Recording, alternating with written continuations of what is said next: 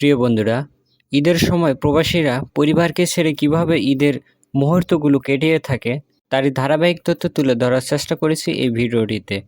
আশা করছি ভিডিওটি আপনাদের ভালো লাগবে।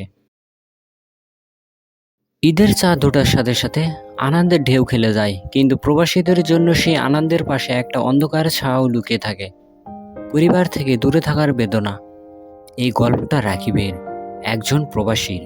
সে দুবাইয়ের মরুভূমিতে স্বপ্ন বুনে এসে নিজের হৃদয়ের একটা অংশ বাড়িতে রেখে এসেছে। রাকিব 5 বছর ধরে দুবাইয়ে একটা কনস্ট্রাকশন কোম্পানিতে কাজ করে। তার বাড়িতে মা, বাবা, ছোট বোন রিমি। প্রতিদিন সকালে যখন সে ঘুম থেকে ওঠে, তখন তার রুমের ছোট্ট জানালা দিয়ে শুধু ধোঁয়া আর গরম হাওয়া ঢোকে। বাড়ির সেই সবুজ মাঠ, মায়ের ডাক আর রিমির হাসির কথা মনে পড়লে তার বুকটা হু হু করে ওঠে। ঈদের আগের দিন সে ফোনে মায়ের সাথে কথা বলল। মায়ের কণ্ঠে কান্না মিশে গেল।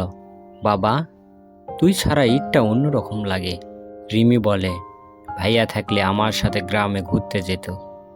রাকিব গলা চেপে বলল, মা, আমি চেষ্টা করেছি ছুটি নিতে, কিন্তু এখানে কাজ না করলে টাকা আসবে কোথা থেকে?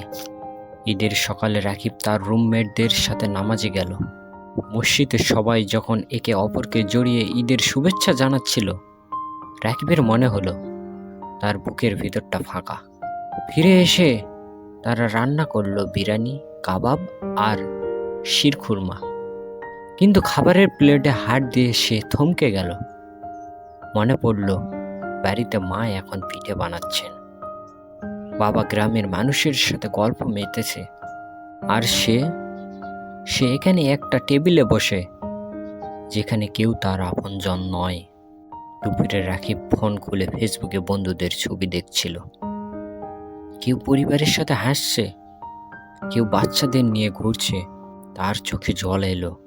সে ভাবল, এই 5 বছরে সে কত টাকা পাঠিয়েছে বাড়িতে, কিন্তু নিজের জন্য কি রেখেছে? একটা ছোট্ট ঘর, সেখানে রাতে ঘুম আসে না। গরমে ঘামে ভেজা শরীর আর ক্লান্তি ছাড়া তার আর কি আছে? সে জানালার কাছে গিয়ে দাঁড়ালো। দুবাইয়ের চকচকে শহরটা তার কাছে মরুচিকার মতো লাগলো। যত কাছে যায়, তত দূরে সরে যায়।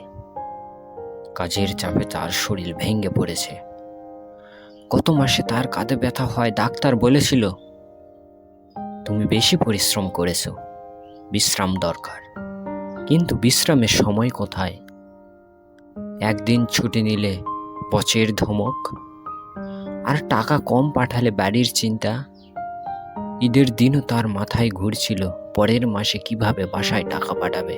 বিকালে এক বন্ধু ফোন করে বলল, চল পার্কে গিয়ে বসি। রাকিব গেল। সেখানে আরো প্রবাসীরা ছিল। কেউ গান গাইছিল, কেউ চুপচাপ বসে আকাশের দিকে তাকিয়ে। একজন বলল, ভাই, আমরা প্রবাসীরা তো এভাবেই ঈদ কাটাই, পরিবারের জন্য টাকা পাঠাই আর নিজেরা এই শূন্যতার বই। রাকিবের মাথা নাড়ল, কিন্তু তার মনে হলো এই বন্ধুত্ব যেন একটা মুখোশ। সবাই নিজের কষ্ট লুকিয়ে হাসার চেষ্টা করছে। রাতে বাড়িতে ভিডিও কল দিল। রিমি বলল, ভাইয়া, তুমি কবে আসবে? আমার তোমাকে খুব মনে পড়ে। মা বললেন, তোর বাবার শরীরটা ভালো না, তুই থাকলে একটু দেখাশোনা করতি। রাকিবের গলা বুঝে এলো। সে বলল, মা, আমি চেষ্টা করব, কিন্তু সে জানে এই চেষ্টার শেষ কোথায় কেউ জানে না। ফোন রেখে সে বিছানায় শুয়ে পড়ল। চোখ বন্ধ করতেই তার মনে ভেসে উঠল গ্রামের বাড়ি, মায়ের কোল আর রিমির হাত ধরে মেলায় ঘোরা। কিন্তু বাস্তবে তার কপালে শুধু একটা গরম বালিশ আর নিঃসঙ্গতা। প্রবাসীদের ঈদ এভাবেই কাটে। পরিবারের জন্য হৃদয় কাঁদে আর মন খোঁজে ফিরে একটু শান্তি। রাকিবের মতো লাখো প্রবাসীর জীবন এই দুঃখ, কষ্ট আর এই অপেক্ষা, যে কয়দিন হয়তো তার ঈদের আনন্দ আপনজনের সাথে ভোগ করে নিতে পারবে। অক্লান্ত পরিশ্রম ও ত্যাগ ত্রিদীক্ষার মাঝে বিলিয়ে দিয়েছে প্রত্যেকটা প্রবাসী তাদের জীবনকে। প্রিয় বন্ধুরা, ভিডিওটি যদি আপনাদের ভালো লাগে তো অবশ্যই আপনাদের বন্ধু বান্ধবের মাঝে শেয়ার করবেন এবং কমেন্টে আপনাদের মতামত জানাতে ভুলবেন না।